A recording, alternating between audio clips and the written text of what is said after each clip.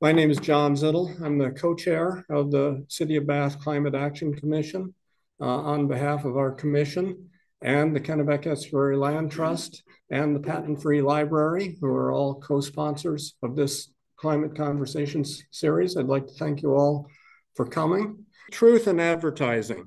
I am not a climate scientist, but I've been tracking the technical literature on climate change for about 40 years.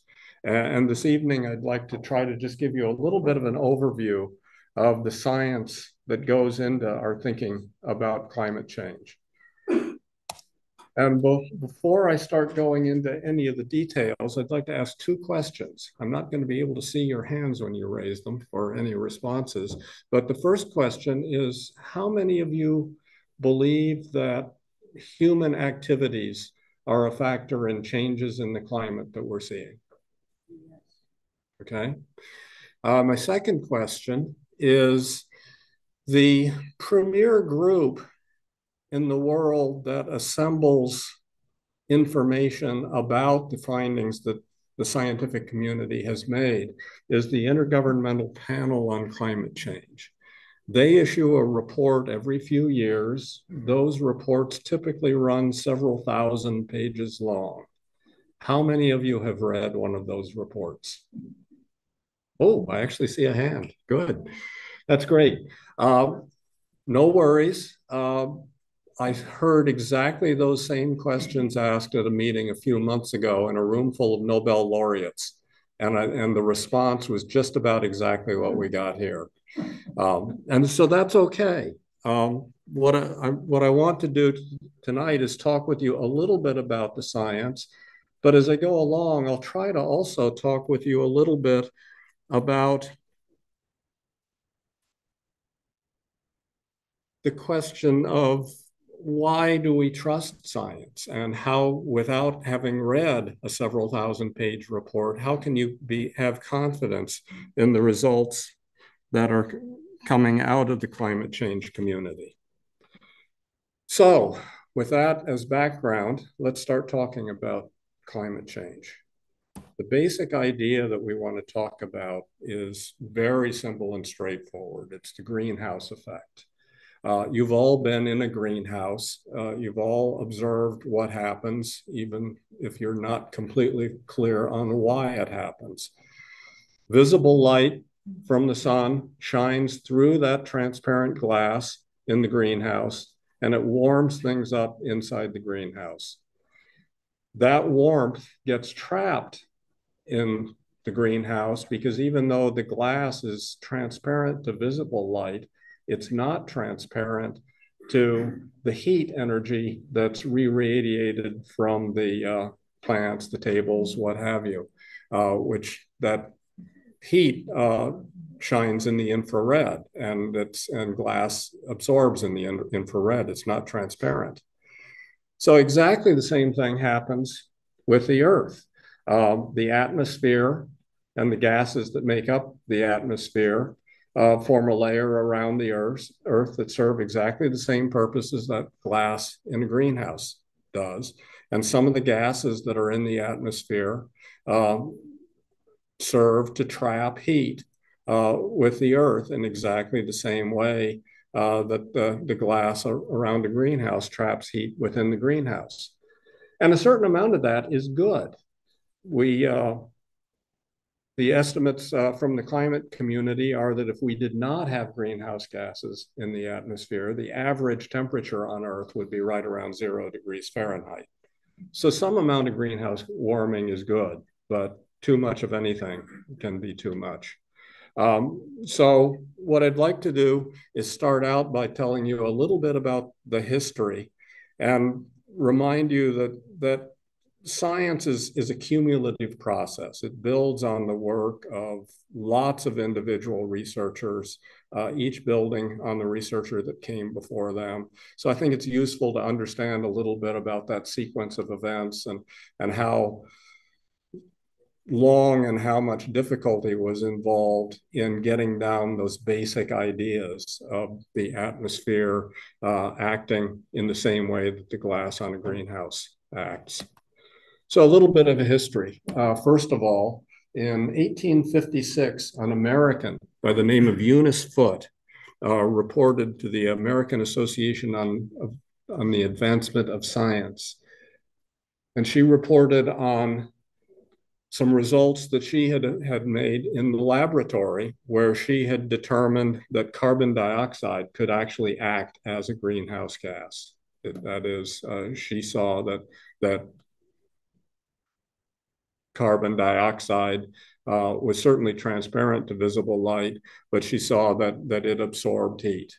And she speculated a little bit about whether that might have some effect on the Earth and on climate, but she was really working just on that very basic question. Then about 40 years later, a Swede by the name of Svante Arrhenius came along, and he was the first one who actually did a set of calculations that looked at the quantities of greenhouse gases that were in the atmosphere, and he observed that the amount of greenhouse gas that was around the Earth and its atmosphere was sufficient to have an effect on our climate. And as I said a minute ago, that's a good thing. That's why we had warming that was made it put us at tolerable temperatures rather than being at 0 degrees Fahrenheit.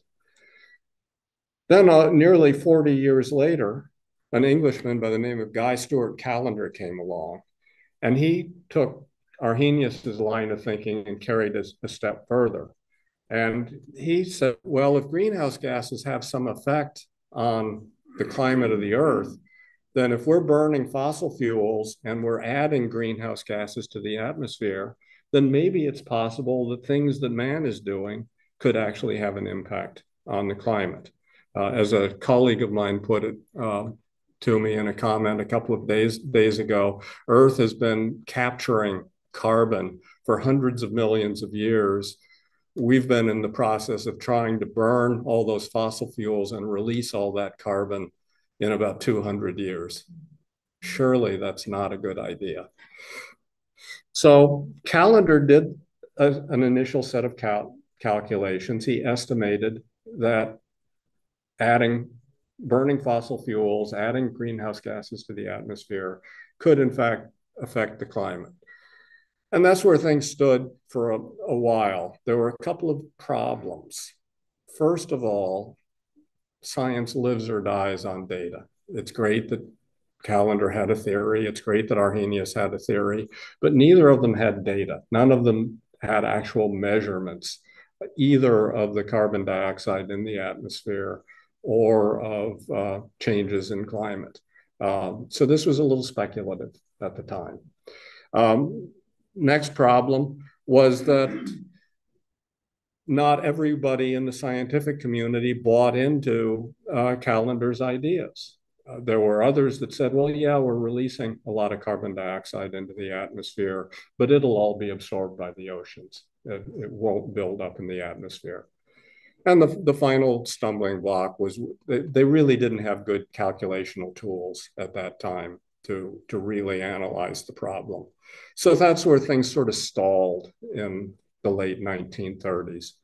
And nothing really happened until about 20 years later, when along came a guy by the name of David Keeling at Scripps Institution of Oceanography. Keeling was not particularly interested in exploring climate change. He just thought carbon dioxide and the way it behaves in the atmosphere was an interesting scientific problem, and he started studying it. And to study it, he put a sensor to measure carbon dioxide on top of Mauna Loa in Hawaii, and just started measuring carbon dioxide in the atmosphere day by day, year in and year out. And this is a plot of the data that he started acquiring back in the late 1950s and how it has changed over the intervening 65 years. And you see two things about it. And both of these things became apparent almost immediately.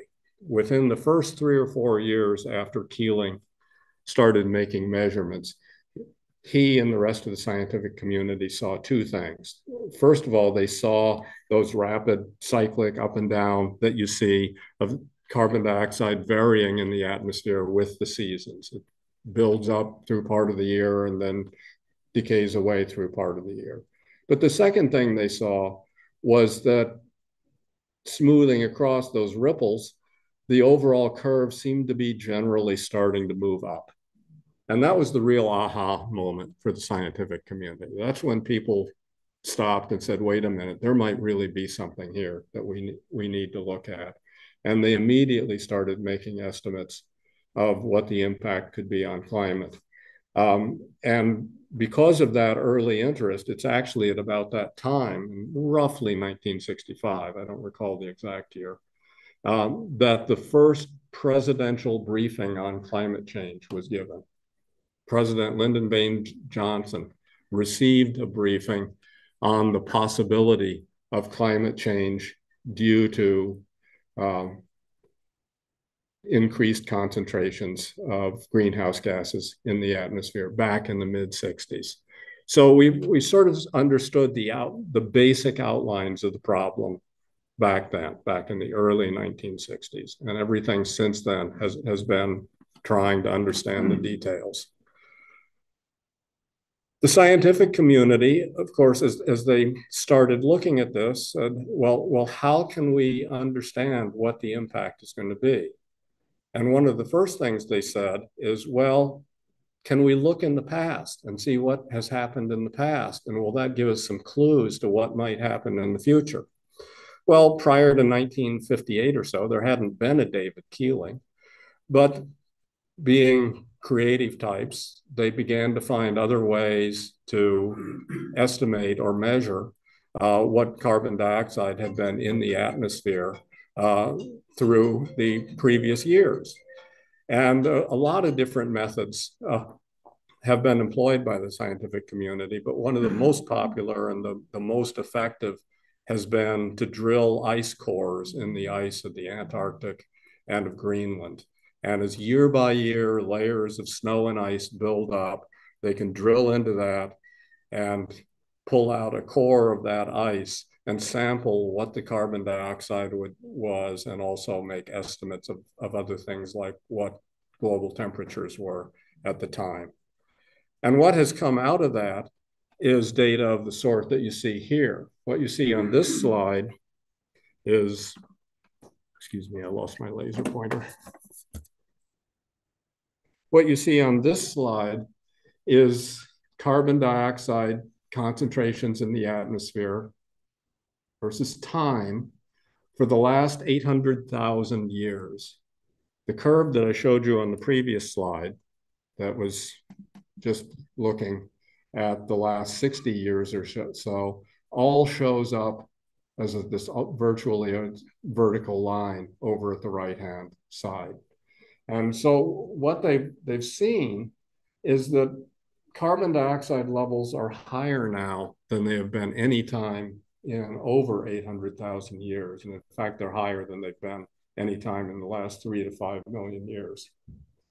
And at that time, 3 to 5 million years ago, there was no ice on the ice caps. Temperatures were 5 to 7 degrees warmer than they are today, up to 18 degrees warmer at the poles. And sea levels were as much as 130 feet higher than they are today. This kind of work has been illuminating and informing what has happened in the past, and it's been an important tool in understanding how climate can change. But this combination of very high atmospheric greenhouse gas levels and the climate that we have today is an unusual combination. We've made a change that's really fast. And so we're doing an experiment with the Earth, and it's not exactly clear how that experiment is going to play out. I'm concentrating on carbon dioxide because it's the primary contributor to greenhouse warming. There are other greenhouse gases as well. I'm not going to talk about them as much tonight, mostly in the interests of time. But just for completeness, I do want to mention them. It's a little challenging for the scientific community to compare what the impact of different greenhouse gases is. First of all, because different gases have different levels of absorption of heat, but they also stay in the atmosphere for different lengths of time. And all that has to be taken into account. But when you do take it into account, you see that you learn that around 2/3 of the global warming that we're seeing comes from carbon dioxide. And about 1/6 comes from methane. Little under 1/6 comes from fluorinated gases like chlorofluorocarbons and hydrofluorocarbons, which are the refrigerants that you find in your refrigerator, your air conditioner. And it's the reason why when you take an air conditioner or a refrigerator out of service, you're asked to take it in for recycling so that those refrigerants can be captured and are not released into the atmosphere. Those gases in the atmosphere do just what that greenhouse from the earlier slide would have done. They capture energy, they warm the Earth system, and the amount of energy that's being added to the Earth system is substantial. It's roughly the equivalent of 5 Hiroshima-sized atomic bombs going off every second. So it's a lot of energy is being added to the Earth system. Most of that energy, more than 90%, goes into warming the oceans, and only about 2% of it goes into warming the atmosphere. And that's probably the major effect that has allowed us to make the changes that we've made to the atmosphere without seeing more dramatic impacts. What is that the oceans have been soaking up a lot of that heat, and so we're not seeing yet as large of effects as we could be seeing in the atmosphere, but that will change. We're already seeing, however, changes in the global temperatures on Earth. This is a picture of how temperatures have changed over the last 60 years or so, since between the sort of mid to late 20th century and today. What kind of changes have we seen? And looking at averages, looking at, for example, the period from 2011 to 2020, that decade, we've already seen global surface temperatures rise by about 2 degrees Fahrenheit from where they were in pre-industrial levels. And quoting from one of the most recent IPCC reports, human activities, principally through emissions of greenhouse gases, have unequivocally caused global warming. I can't even begin to tell you how hard it is to get a group of scientists in a room together and get them to use words like unequivocal. So when they have that level of confidence among a group of scientists who are all looking at the problem from different points of view and different data sets, it's a really compelling result. Even so, you might look at this and say, what's the big deal? You know, we're talking about 2, 3, 4 degrees change in temperature. We see bigger swings than that in the temperature every day. You know, why does that matter? And there are a bunch of reasons why it matters. The first reason, which is probably the hardest one for me to explain, is that we're talking about fairly small changes, but they're changes in the average temperature of the Earth. And small changes in the average can translate into big changes in the likelihood of unusual events. And that's the pictures at the lower half of this slide are trying to help explain that. If you look, first of all, at the picture on the left, and imagine that as describing how likely different kinds of climate are. Most of the time, you see sort of average conditions. Occasionally, you'll see some cold weather or some hot weather. And very rarely, you'll see extreme cold or extreme heat. Now imagine, as you look at the panel to the right, if you just took that picture and slid it a little bit to the right, just change the average just by a little bit, then all of a sudden, those extremely unlikely events become fairly likely. And we're seeing that already. And the converse is also true on the cold side. The extremely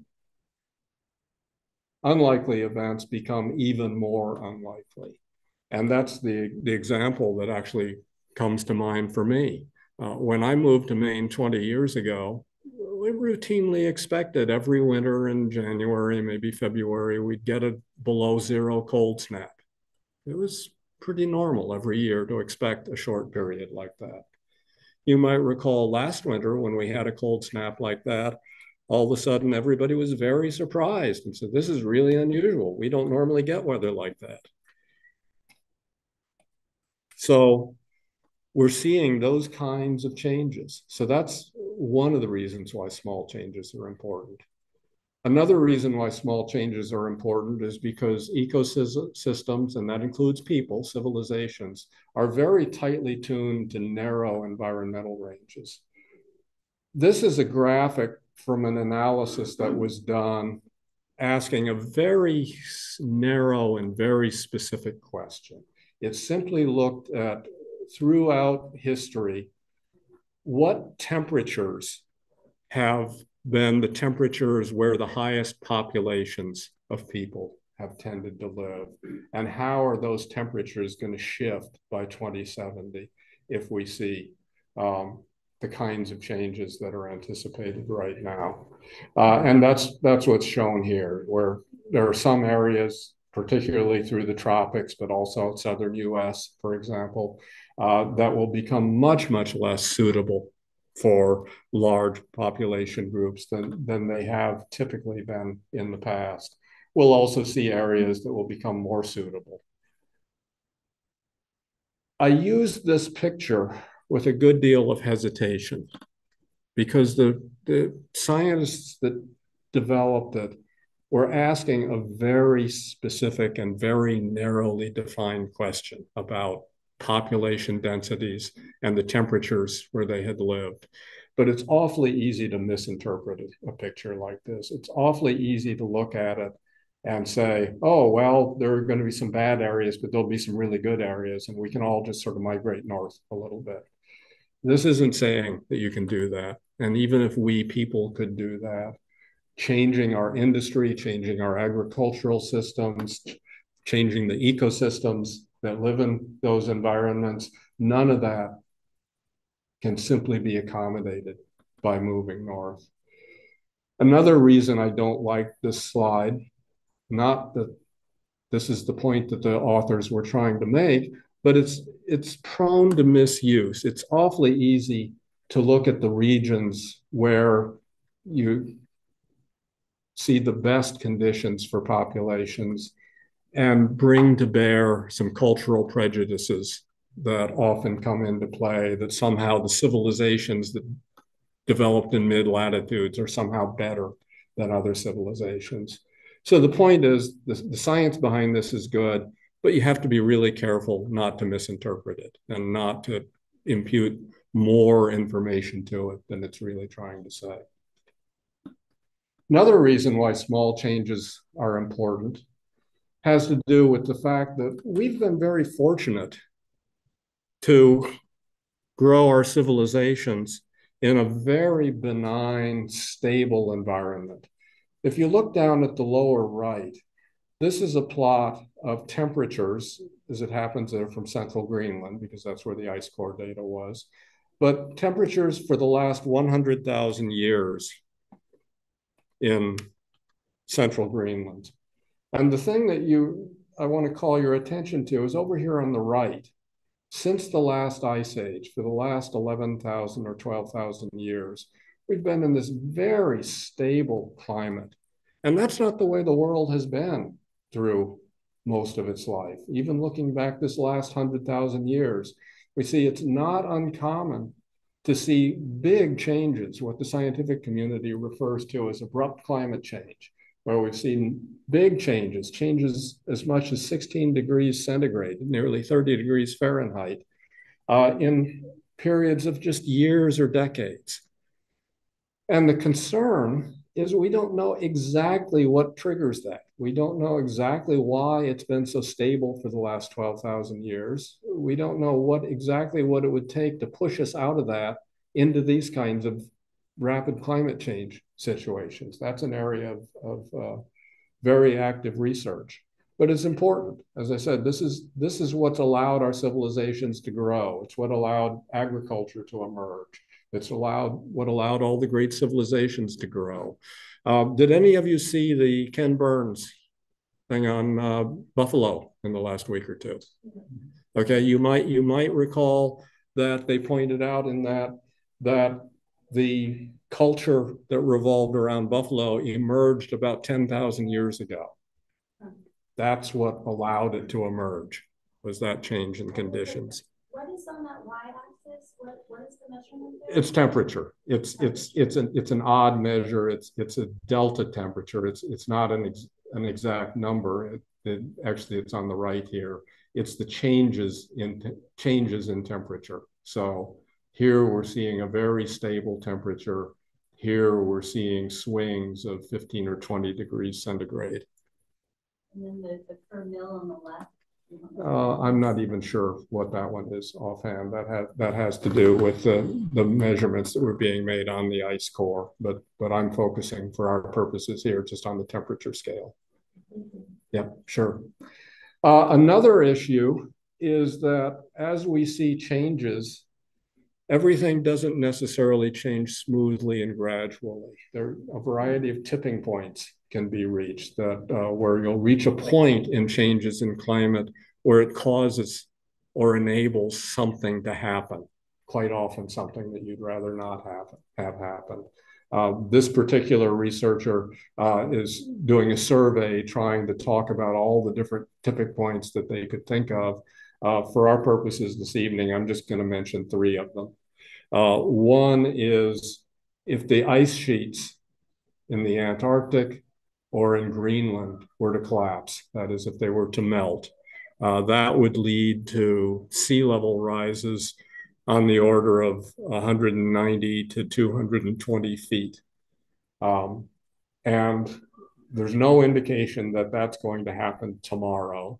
All of the estimates are that if it happens, it would happen over something on the order of a couple of 100 years. But all of the indications in the research are also that we're moving faster toward collapse of those ice sheets than earlier estimates have been. A second issue that's really troubling is the subarctic regions in Asia and in North America. Those subarctic regions are characterized by massive amounts of permafrost. That permafrost, in turn, has a huge amount of methane locked up in it. If that permafrost begins to melt and the methane is released, it'll dramatically accelerate warming.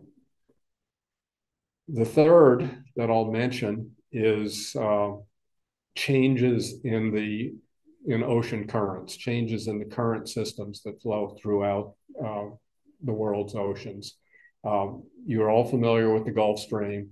The Gulf Stream is part of a larger system that the oceanographic community refers to as the Atlantic Meridional Overturning Circulation.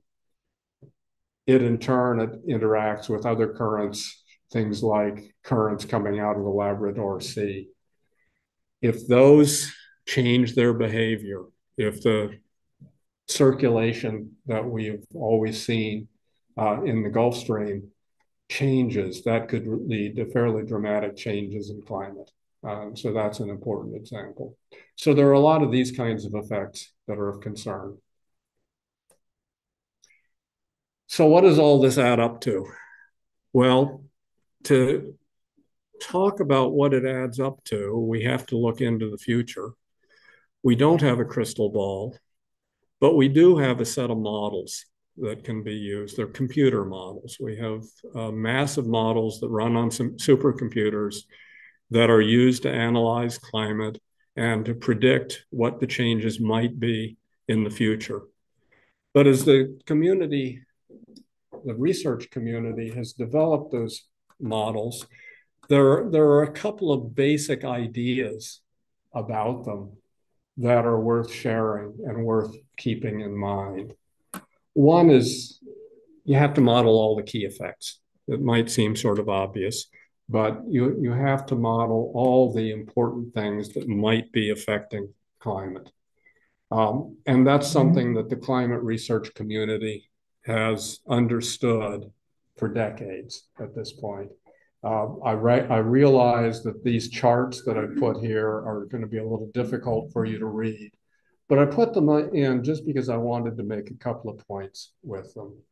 The first point I wanted to make is the chart on the left is from a paper that was done by Jim Hansen at NASA back in 1981.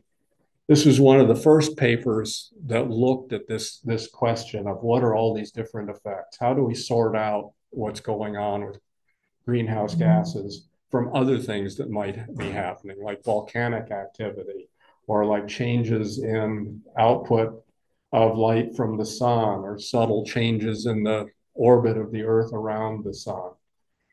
He did some initial estimates looking at those issues. And he was looking again at changes in temperature. The dotted line, which you'll see repeated 3 times, it's exactly the same line, is actual measurements from 1880 to 1970 or so. And he saw right away that increasing greenhouse gas concentrations were going to lead to a steadily increasing trend, increasing temperatures. But it didn't exactly fit the details of what we had seen in the past. Then he added in volcanic activity and it started to fit better. And then he added in solar activity and it fit even better still. That line of thinking, that line of reasoning has continued for the last 4 decades in the scientific community, and they've gotten much more sophisticated about doing fundamentally those same kinds of calculations.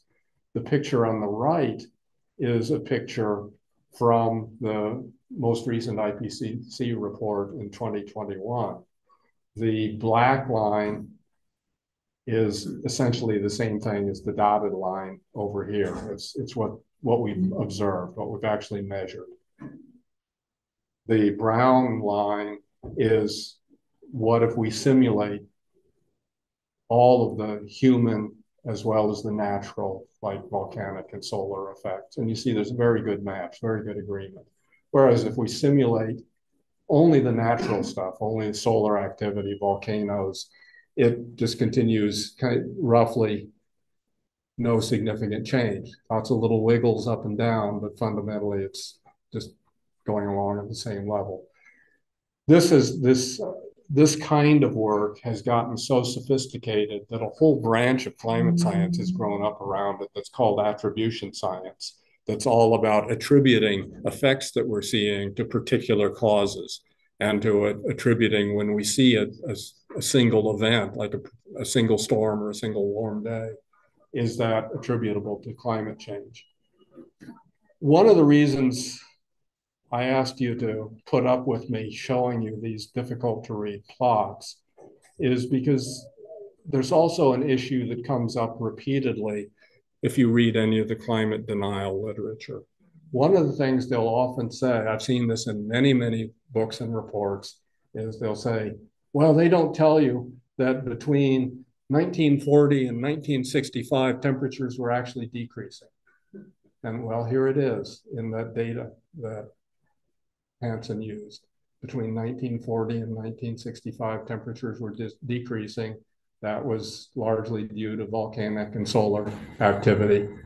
That doesn't change the basic idea that if you don't cherry pick and don't look just at that little time period, but instead look at the longer term, the overall trend is upwards. They'll also say, they don't tell you about these other effects like solar activity and volcanoes. And well, they do tell you. Here it is. It's been in the literature for over 40 years. It's repeated time and time again in the literature. But this mythology lives on that somehow climate scientists are not thinking about these issues, which to them are pretty obvious issues, and they know they need to consider. Another point that's related to this idea of looking at all the key effects is you have to adopt a global view.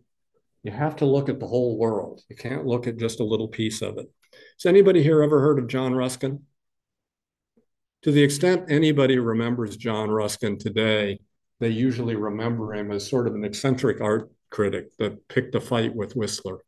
But he was a whole lot more than that. And today, we'd probably call him a Renaissance man. He had a lot of interesting ideas on a lot of things.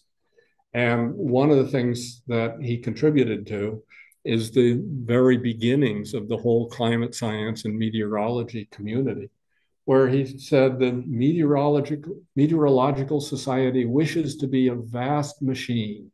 It wishes to know at any given instant the state of the atmosphere on every point on the globe. The picture on the right is a picture from about 20 years after that was developed by an oceanographer by the name of Matthew Fontaine Maury, with his ideas about how climate and specifically air circulation worked on the globe as a whole. One of the things I find interesting about this is the fact that these ideas started emerging in the middle of the 19th century. And the reason they started to emerge at that time was because of the emergence of the telegraph. Because all of a sudden, it was possible to share information all over the world and to know within minutes what the weather was like anywhere in the world. So that really enabled people to start to develop this kind of a global view. But this basic idea of knowing at any given instant the state of the atmosphere on every point on the globe, if we fast forward to today, is exactly the basis behind all those models that I talked about that are now run on supercomputers. You see the cartoon on the right here that has the Earth superimposed with sort of a checkerboard grid. It's very much that idea. In each little cell on the grid, understanding exactly what the conditions are and understanding how that cell will interact with the cell next to it. I'm not going to dwell on the details. That's what the picture on the left is all about, is just showing a progression over time about how the scientific community has steadily added complexity to these models and added more and more details to them. So they're trying to model the entire globe, but they're also trying to get a whole lot of specific details right. So what do we learn from these kinds of models? Well, here in Maine, we know one of the things we've learned is that climate's going to change.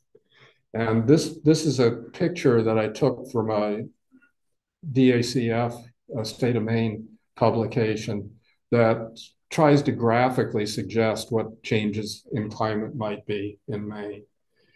If the world continues business as usual without getting greenhouse gas emissions under control, by late in this century, we can expect here in mid-coast Maine to see climate sort of like what we would have thought of as Chesapeake Bay area. Even if we manage to get emissions under control sufficient to meet the kinds of goals you hear about in the news, like limiting warming to 1.5 or 2 degrees C, we're still going to see changes in climate. A certain amount of warming is already baked into the system. And we're going to see changes that will give us climate that might be akin to Long Island or the New Jersey shore. So we're going to see some changes in Maine. One of the changes we'll see is sea level rise. I'm not going to dwell on this. Some of you, I think, were here in October when we presented the vulnerability assessment that City of Bath has just had done on sea level rise, but that'll be one of the impacts. There are a lot of other impacts. Let me touch on just a few of them. I know this is, we had to go to an alternate projector tonight, and I know this is a little hard for many of you to read. I've talked about sea level rise. I've talked about weather extremes. We're going to see changes in air quality, and that'll include things like forest fires. Remember all the forest fires in Canada this summer? We'll see human migrations. Do you remember a few years ago during the fighting in Syria when something like 2 or 3 million Syrian refugees descended on Europe? You remember how much turmoil that caused in Europe? 2 or 3 million refugees. The World Bank is estimating that by mid-century, we're going to see climate-driven refugees in the numbers of the hundreds of millions on Earth. And so we think about how we're going to deal with that. Well, similarly, we'll see wildlife attempting to migrate where they can't migrate. They'll be faced with others that are invading their area that are trying to migrate. We'll see extinctions. Just a single example to perhaps drive this home for you. Moose in Maine. Moose don't have any natural defenses for ticks. They don't switch their tails to drive them away. They don't groom one another. They're very solitary animals. But that's been okay because they're cold weather animals. And they have evolved to live in a climate where it gets cold enough that the ticks are all killed off in the winter. Well, we're starting to have mild winters and the ticks are not getting killed off. I've seen photographs of individual moose that were literally bled to death by tens of thousands of ticks infesting their bodies. Those are the kinds of things that can happen. Oceans are warming.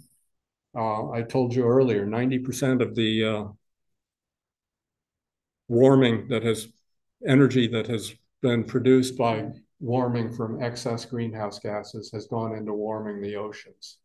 Also, I told you that there was debate early on about how much of those greenhouse gases like carbon dioxide would be absorbed by the ocean and how much would stay in the atmosphere.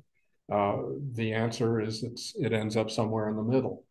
Roughly 31% of the carbon dioxide that has been released from fossil fuel emissions has been absorbed in the oceans.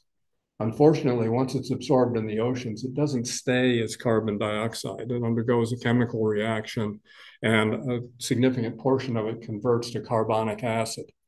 And that's reducing the overall, increasing rather, the overall acidity levels of the ocean. Oceans are about 30% more acidic now than they were in pre-industrial days. That's tough on a lot of the critters in the oceans. It's particularly tough on shellfish, lobsters, clams, mussels, so on. Water quality is an issue. You're probably, any of you who might live in the peninsulas in Harpswell and Phippsburg, Georgetown, Arousek, you're all hearing concerns about saltwater intrusion in your wells. That is an issue and will become more an issue. Variety of disease and pandemic issues come up. Just a single example of a disease issue. There are documented cases of reindeer in those subarctic permafrost regions that I talked about that were buried over 100 years ago because they had died and were infected with anthrax. Some of those bodies are now thawing out, and there are documented cases of the anthrax being released and causing cases in the population of anthrax. That's just one of the many examples of the kinds of things that can happen. And then there'll be a whole set of economic issues, heating and cooling costs, fisheries and agriculture, tourism, recreation, what have you. So if that all doesn't sound bad enough, it actually gets a little bit worse. People of my generation learned about ecology from Barry Commoner. He's thought of as the father of modern ecology. And Commoner's first law is everything is connected with everything else.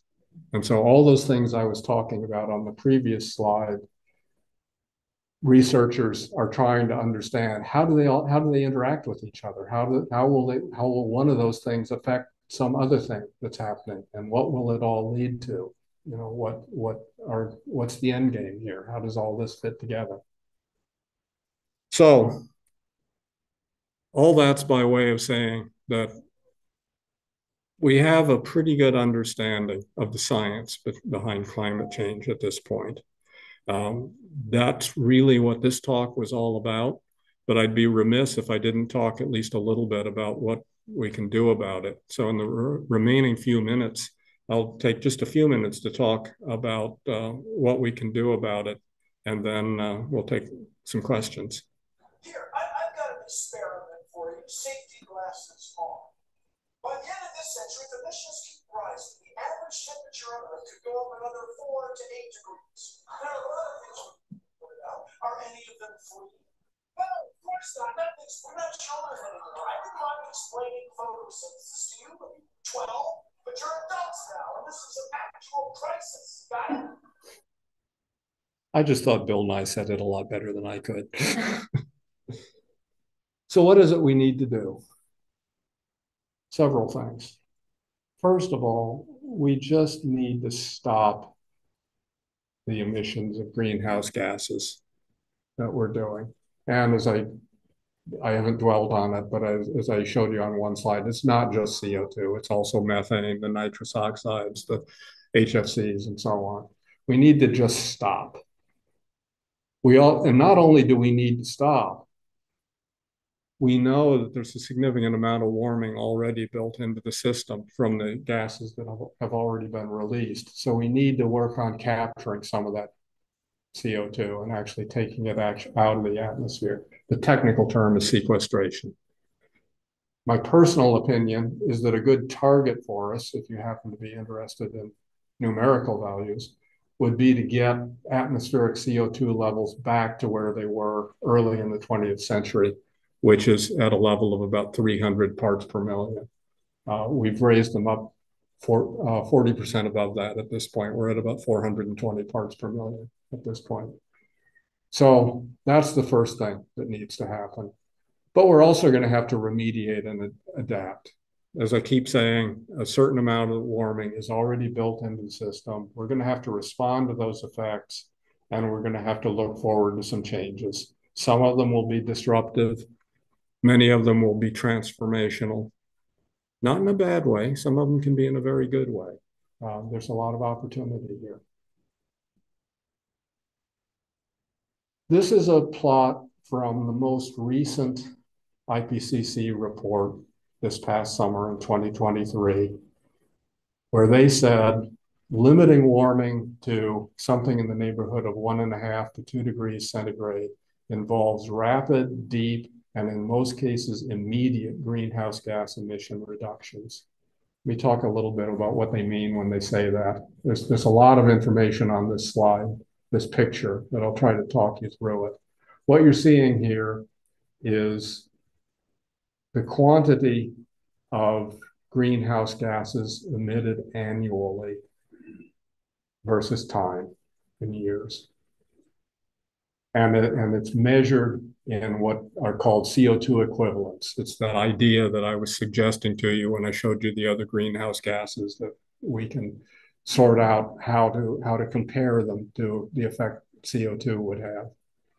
And what we've been seeing is, first of all, the black line is what's been happening for the last 15 or 20 years, steady increases in the amount of greenhouse gases that are emitted.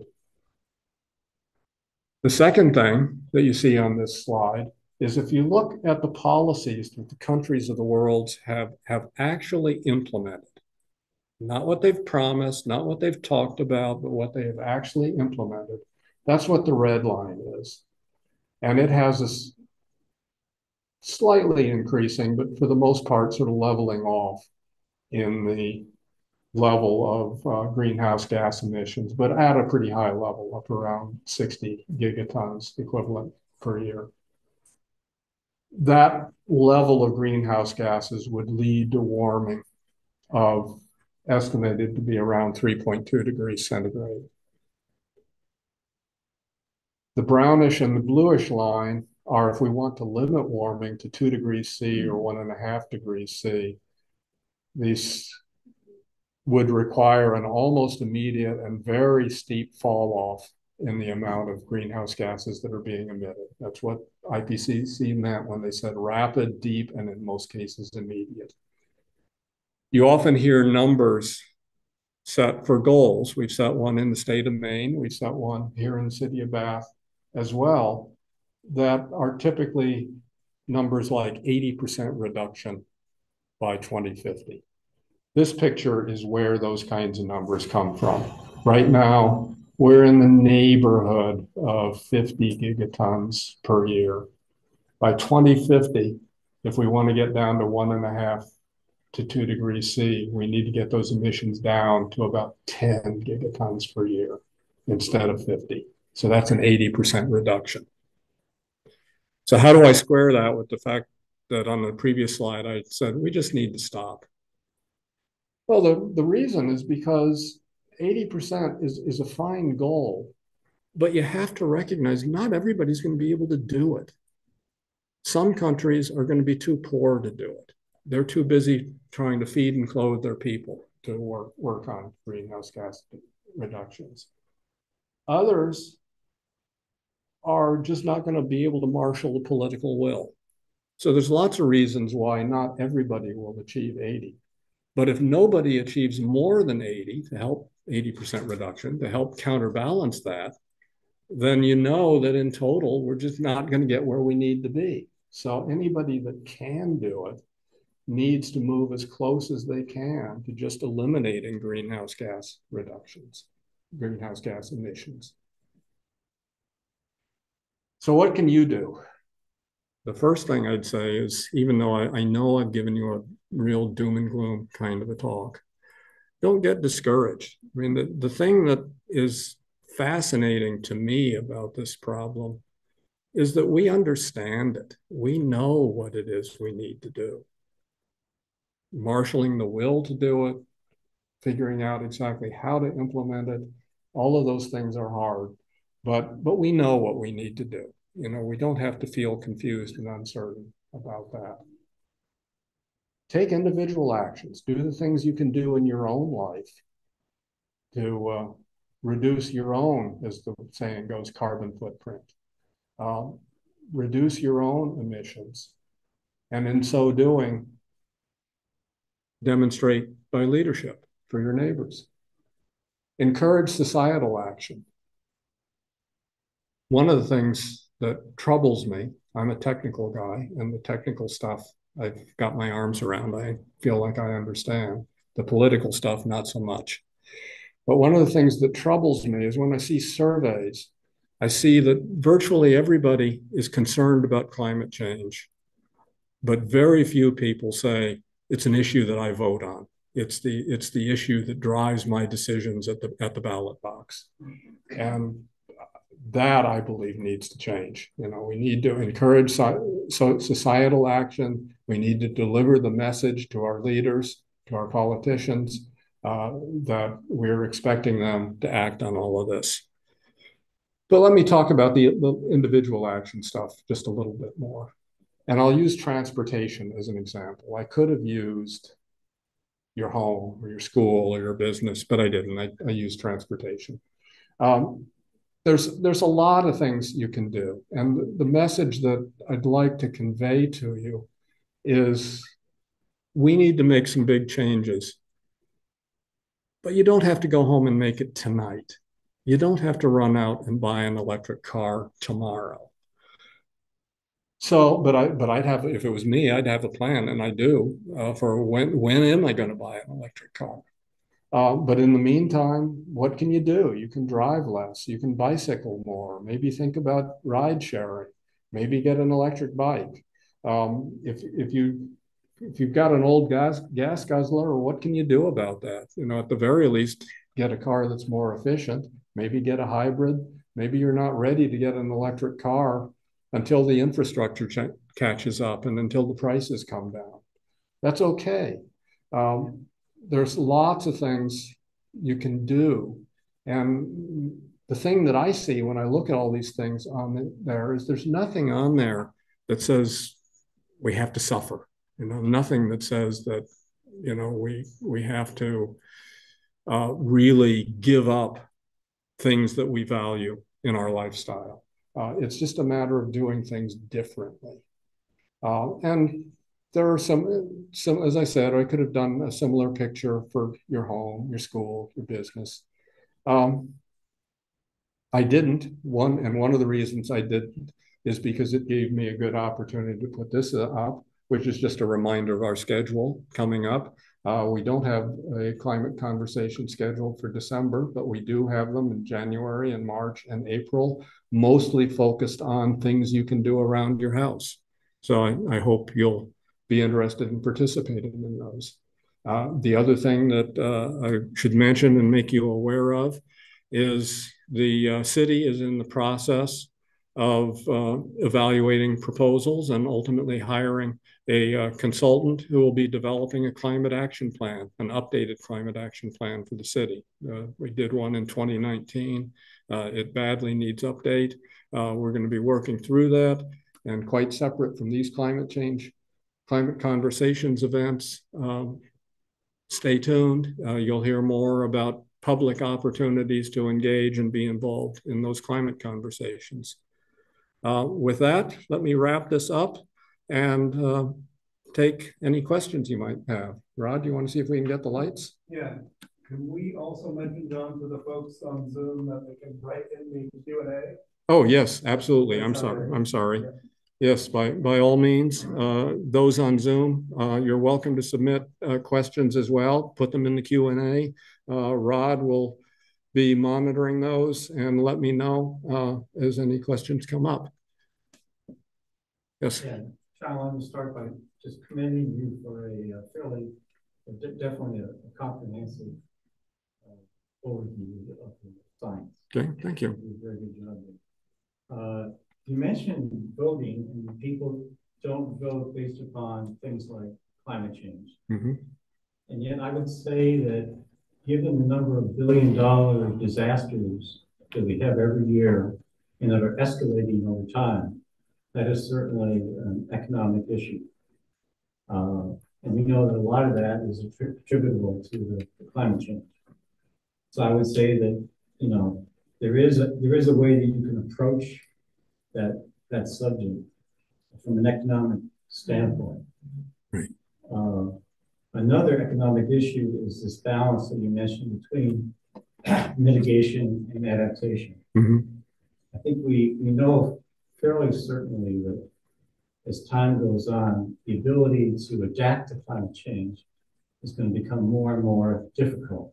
Mm-hmm. We're just not going to be able to approach the consequences of climate change in a truly wholly constructive way. I mean, you look at Paradise, California, you look at the recent fires in Hawaii, you look at the retreat of various towns from the coastal areas. Those are supremely expensive endeavors, which will never be fully accomplished. You'll never fully be able to reconstitute, you know, the town of Paradise or the town of Lanai in Hawaii. Yep. So I think intrinsically there are some really core economic issues if we could find a way to communicate. You're absolutely right. That sort of education is critically important, helping an audience and a community understand that doing nothing is not an option. We're either going to pay the bills needed to get this under control, or we're going to pay the bills to repair the damages. And all of the estimates that I've seen, without exception, say that the bills associated with repairing the damage will be much, much greater than the cost of planning and preparation and getting this under control. So you're quite right. That's a very important part of the discussion. Sure. It was a great speech. Thanks. It was a great summary. In regards to the Holocene, the 11,000 years, it was really flat. It was very distinct. And you said that it's an active area of research. Do you know, or do you have any knowledge of what the lead hypotheses for what has caused that? Or Yeah, I'm just really curious about that. It's very it is very distinct. It's very distinctive, and I'll confess the honest answer to your question is no, I don't. It's not an area that I'm familiar with. I don't know the details. I know it's being actively researched. I'm sure there are some ideas out there for what those triggers are and what causes it, but it's not a subject I'm familiar with. I think I can give you one good cause for that question. And that's the human population. During the Holocene after the last ice age, human population is still fairly stable. But in the last several hundred years, the population has increased exponentially. Mm-hmm. So, I mean, so you didn't have any graphs of the human population. But if you think of the population, the estimated population throughout known history, all of a sudden you see this almost exponential increase in the numbers of people on the planet. And billions of people are going to have lots of impact, whether it's using resources or producing pollution or whatever it may be. But that's just, I just want to throw that out there. You go ahead. I was just saying it's a good point. Certainly, population change is an important factor. What the population change doesn't explain is why it was that 11,700 years ago there was this very dramatic and obvious change in the way climate behaved. That's not related to population change. It's just all of a sudden it just flattened out. Right. It is weird, and I don't even begin to understand it. Do you have any questions online? Nope. What I want to suggest is that in terms of mitigation, I think that transportation could be a key one that we hear in Bath and in Maine get involved in, and that's encouraging public transportation. And you know, like one example, I think I don't know all the details, of course, but I think the Maine DOT needs to concentrate more on public transportation and less on huge expenditures of highway construction. Not to say we don't need to improve our roads, because that's definitely the case. But that's just one aspect. The other one is, I think here in Bath, one of the things we could do is, this is just an idea, is that incorporate the school transportation system into a citywide entity. For instance, in large metropolitan areas, they don't have school buses. They have bus systems, and the children, the students use the bus system. And perhaps if we had a bus system that incorporated the student, school activity as well as the local population, that might decrease the use of vehicles. It's a good point. Take the 2 points slightly separately. The state of Maine planning at the state level is very focused on the transportation issues. When they did the state of Maine climate action plan back in 2020, was it? The inventory they did of the sources and causes of greenhouse gases, nearly 50% of the state of Maine emissions are associated with transportation. So transportation is a really big issue for the state. Here in Bath, it's not quite that extreme. We're a little more localized, a little more contained. The last inventory we did, it was closer to the neighborhood of 25%. I won't get the number exactly right, but it was around a quarter of our emissions. And so you're right, at the local level, anything we can do, recognize it's not just a matter of converting to electric cars. It's also a matter of future development being done in a way that makes the city more livable, more walkable, more bicycle opportunities.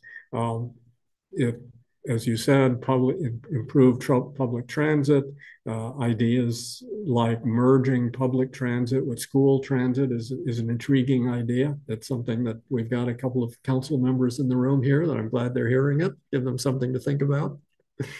We do have an online question. Yes. Has anyone shown a picture of what a wealthy nation achieving net zero carbon emissions looks like? or finances aside, is it even feasible to meet power needs with solar, wind, and nuclear? And anybody can answer. Okay. I'll take the second half of the question first. Is it feasible, particularly if you're including, as the questioner did, nuclear in the equation? Then it's certainly feasible. Taking Maine alone, Maine's electricity supply is actually pretty clean right now. There's a small amount of natural gas fired power generation. There's no coal-fired generation, as far as I know. You do have to decide whether Maine's power generation is completely clean. Moves you into a debate about how you feel about biomass and whether biomass is a clean source of energy or not. But if you accept that it is, then Maine has already got pretty clean power. Other states have bigger problems. West Virginia, I don't mean to pick on West Virginia, but I will. I mean, they just happen to be a state for obvious economic reasons that is heavily dependent on coal-fired power. And so the transition costs for them will be higher. But for us here in Maine, we have lots of opportunities, whether it's offshore wind or solar or what your choices might be. The part of the issue, which I know is a lot of what's going on at the state level, is thinking about how to plan for that future energy grid that accommodates all those different sources. And that's something that we've had to make that conscious decision here in Bath, that we work on the part of the problem we can work on, but we're depending on the state to come to the table and provide that flexible grid and the green power. Ruth, you had a question? Oh, no, I guess I was thinking in terms of transportation. I think one thing I've been excited to hear about and to see is just that Bath does now have the Blue Line, which has been like the Blue Line bus, which I think goes between Lewiston and Bath, and I know it's like targeted for specific jobs, but that's an exciting new innovation in Bath to improve transportation. And like Peg Community is talking about building a bicycle pedestrian trail between Brunswick and between the bike path and make it easier for people who move in these communities. And I think the Breeze bus system in Brunswick that goes to Portland, it's been exciting to see that some of these options are starting to come along. And I think it'll be and fun to have conversations going forward. I agree. How can we make them how can we make them more useful for people so that they're have a chance to grow more? Yeah. Those are great comments. I really appreciate you pointing that out. And it's very consistent, and you said it in some ways better than I did, but it's very consistent with what I was trying to say when I showed my little cartoon of all the different choices and decisions for transportation. It's to dispel any idea that there's just this one thing that you need to do. And if you just did that one thing, everything would be over. And instead it's a lot of little choices, and just getting into that mindset of saying, what can I do this week to do a little better than I did last week? What can I do that this next year that'll be a little better than what I did this year? And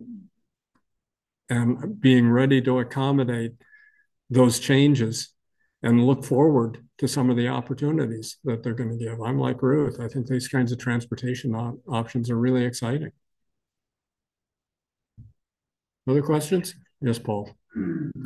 So thank you, John. That was excellent. You made the comment, don't get discouraged. Right. You know, you hear this kind of talk, and part of me is feeling like, yes, let's all make it happen yesterday. Let's address this. But then you talk about that people don't show up at the ballot box and vote on this issue.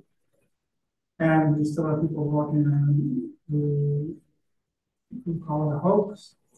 So I guess I really don't understand.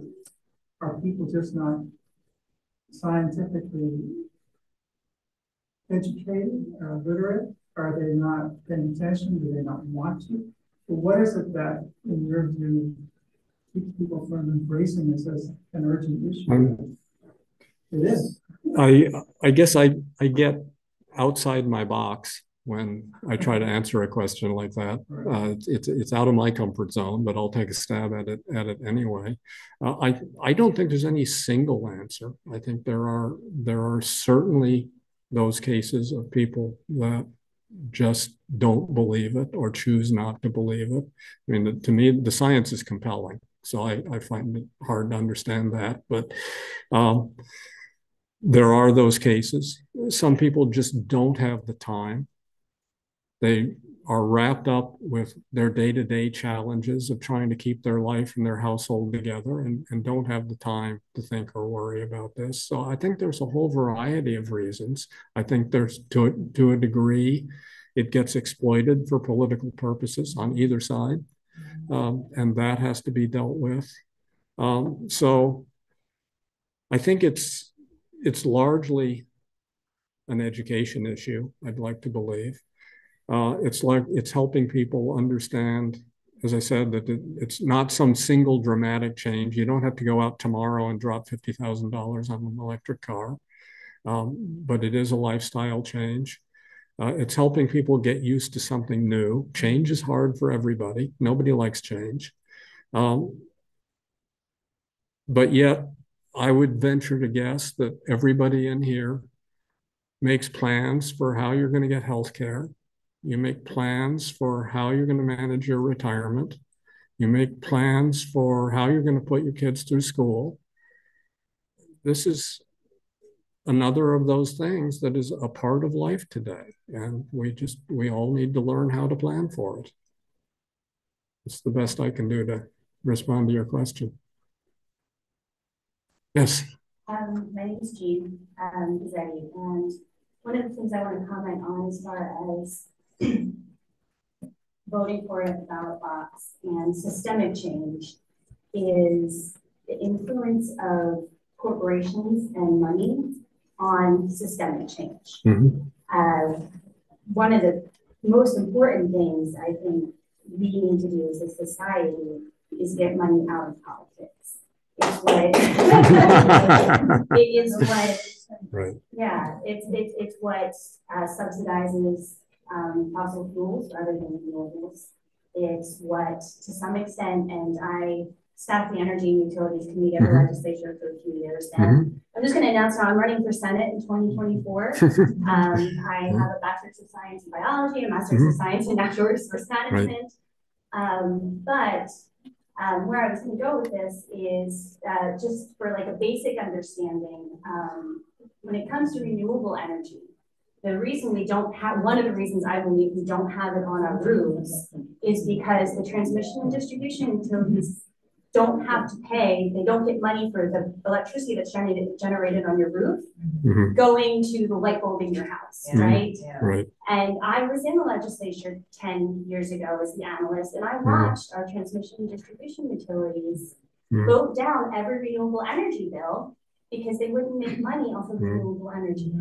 And so it's really kind of pulling that money out of politics so that the changes that the people want happen. I don't really think it's that people don't want the change. I think people do want the change, but the power isn't in the people right now. So things like Fighting Back and Citizens United, things like ranked choice voting, because what that does, I mean, I'm running as a Democrat, but what ranked choice voting does is it allows a third party to come in, and allowing a third party to come in allows for moderation, which allows for compromise. And so I really believe that ultimately the reason we can't get past making change is about individual people. It's about the greed of corporations. So I just wanted to. Right. Okay, that's great. I suspect they're trying to kick us out. Yeah. It's time for the library to close. By 6:52. Okay.